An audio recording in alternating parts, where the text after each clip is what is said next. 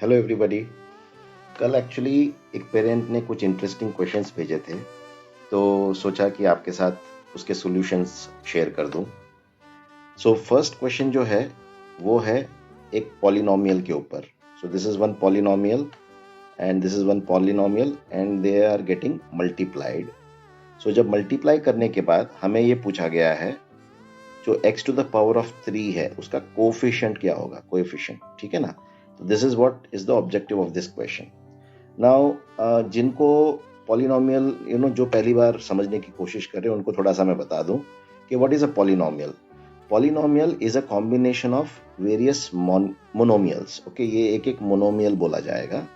This monomial, first of all, this is a constant. Okay, इसको constant बोलते हैं because it has got no variable in it. तो ये constant हो गया, ये भी कांस्टेंट हो गया। अब ये जो है ये है monomial with degree of 1 because there is nothing on the top, so we can always assume that it is x to the power of 1, है ना। ये भी x to the power of 1 हो गया। So basically this is monomial of degree 1, this is monomial of degree 2, 3, इस तरह से।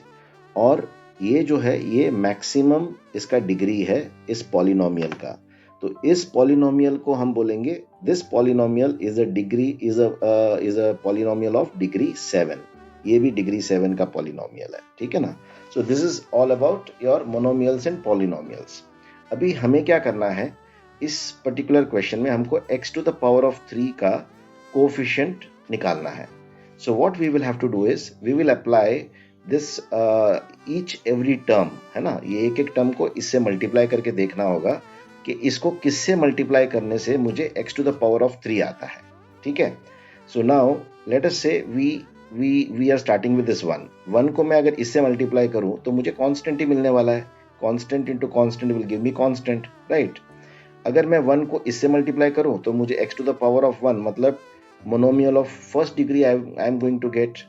इसको मल्टीप्लाई करूं तो सेकंड डिग्री मिलेगा। लेकिन अगर मैं इसको इससे मल्टीप्लाई करूं, सॉरी नॉट इससे, इसको इससे मल्टीप्लाई करूं, now what will happen, this will give us monomial of x to the power of 3, that is third degree monomial. So my first multiplication would be 1 into x to the power of 3 upon 16. This is my first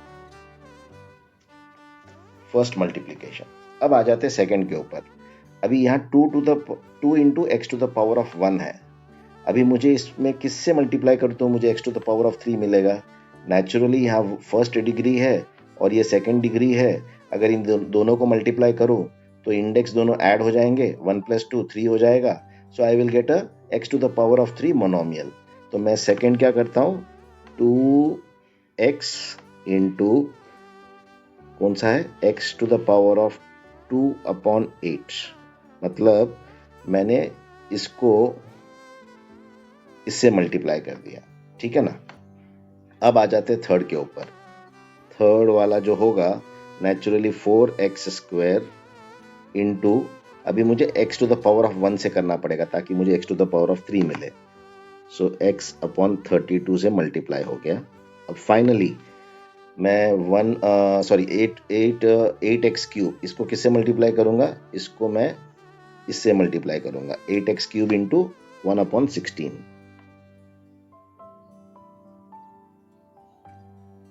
so now I have got all x to the power of 3 के monomials मिल गए। बाकी के हम छोड़ सकते हैं क्योंकि इसमें already x to the power of 4 है। तो मैं इसको किसी से भी मल्टीप्लाई करूंगा तो नेचुरली वो x to the power of 3 के ऊपर ही होगा, right. So I don't have to really work on these other terms. So now we are left with 4 terms and they are all x to the power of 3। So now let us simplify this. x to the power of 3/16 हो गया ये, plus this x into x² will give me x³ and ये 2 और 8 cancel होके मुझे x to the power of 3/4 बचेगा। फिर उसके बाद x to the power of 2 into x is x to the power of 3 again, and what I will get in the denominator, 4 will go here 8 times, so I get 8, then finally x to the power of 3/2, ठीक है ना। अब इनको हमको add करना है तो हम क्या करेंगे, इसका LCM ले लेंगे फटाफट। सो LCM ये सब एक दूसरे के मल्टीपल्स ऑफ फैक्टर्स है और 16 is a common multiple of all the numbers. So naturally 16 is my least common multiple. So 16 आ गया. अब मुझे 16 divided by 16 is 1. 1 into x cube is x cube. ये x cube हो गया. फिर 16 divided by 4 is 4. 4 into x cube is 4x cube. फिर उसके बाद 2x cube हो गया और उसके बाद फाइनली 8x cube. अब इनको सबको ऐड कर लेते हैं. x cube, 5x cube, 7x cube, 15x cube upon 16. So finally मुझे क्या मिल गया? x to the power of 3 का मोनोमियल मिल गया और उसका कोएफिशिएंट क्या है? Coefficient is 15 upon 16. So the answer for this question is 15 upon 16. Wasn't that easy? ये काफी इजी था ना. दिखने में बहुत ऐसे कॉम्प्लिकेटेड प्रॉब्लम सा दिखता है, बट एक्चुअली कितना इजी सॉल्यूशन निकला इसका, है ना. So sometimes you may find the problems to be looking complicated, but they may not be complicated. Also remember one more thing कि हर क्वेश्चन में ट्विस्ट होगा, हर क्वेश्चन में कोई आउट ऑफ द बॉक्स वाला कोई एलिमेंट होगा, ऐसा जनरली नहीं होता है. Many questions are straightforward questions. So पहले स्ट्रेट फॉरवर्ड अप्रोच को अप्लाई करो. वो नहीं आए तो फिर you can go to the next, maybe you can try to find other ways of finding the solution. Okay, now let me take one more question, and this is also an interesting question. It is on a data set. Okay, so what is the question? Two integers are inserted into the list. Now this is a data set. To increase its range by 8. Range क्या होता है मैं अभी तुमको समझाऊंगा.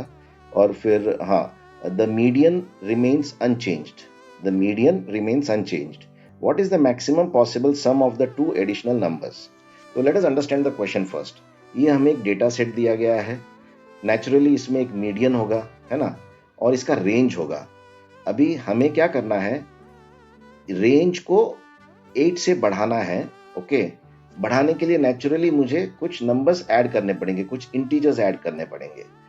ऐसे कौन से इंटीजर्स ऐड करूं जिससे मेरा मैक्सिमम पॉसिबल सम मुझे मिले? So this is what I can add any integer, but I want the maximum possible sum by adding some integers. So before we proceed into solving this question, let me, those who have not really been introduced to mean, median, mode वगैरह जो होते हैं, average वगैरह, उनके लिए मैं एक थोड़ा सा I'll just take them through a small explanation on what these concepts mean.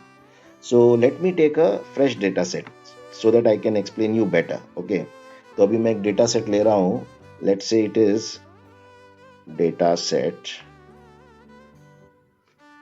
मैंने लिया 1 2 3 3 4 and let's say I am taking 555. ठीक है ना. अब ये जो डेटा सेट है इसका मीन क्या होगा? Mean is nothing but a central tendency जो हमको इस सेट का दिखाता है वो होता है mean. Okay, so mean in other ways is also called as average. दोनों मोर और लेस मतलब एक ही चीज के अलग अलग नाम है. So mean and average are same. अब मीन हम क्या करेंगे? मीन को हम कैसे निकालेंगे? Mean equals to you have to add all the numbers and divide by the count of this data set. इसका काउंट क्या है? जितने एलिमेंट्स है, जितने आइटम्स है, जितने नंबर्स है, the count of that this data set is the number of elements और नंबर ऑफ आइटम्स. सो ये कितने हैं? 1 2 3 4 5 6 7 8. तो मैं काम करता हूँ, इधर mean equals to sum upon count, है ना. तो काउंट सम पहले निकाल देते हैं. 1 + 2 3 6 9 14 13 13 + 15 इज 28. और काउंट क्या मिला था अपने को? 1 2 3 4 5 6 7 8. This is the count. So if I divide 28 by 8 I get 3.5. तो इस पर्टिकुलर डेटा सेट का मीन जो है वो 3.5 हो गया. अब आ जाते हैं मीडियन के ऊपर. So what is median? Median is basically you have to arrange all the numbers in ascending order first. Okay, और उसके बाद जो मिडिल नंबर होगा ना वो मीडियन होगा. सो मीडियन इज बेसिकली हमारा मिडिल नंबर होगा. अब हम इसका मिडिल नंबर फाइंड करते हैं. ये सब पहले तो असेंडिंग ऑर्डर में इसको अरेंज कर दिया है. So that is done. Now since there are 8 elements, मतलब इसका कोई मिडिल एलिमेंट नहीं है, है ना. इस तरफ 4 है और इस तरफ 4 है, तो मिडिल क्या हो गया? मिडिल क्या होगा? इन दोनों का एवरेज गिना जाएगा।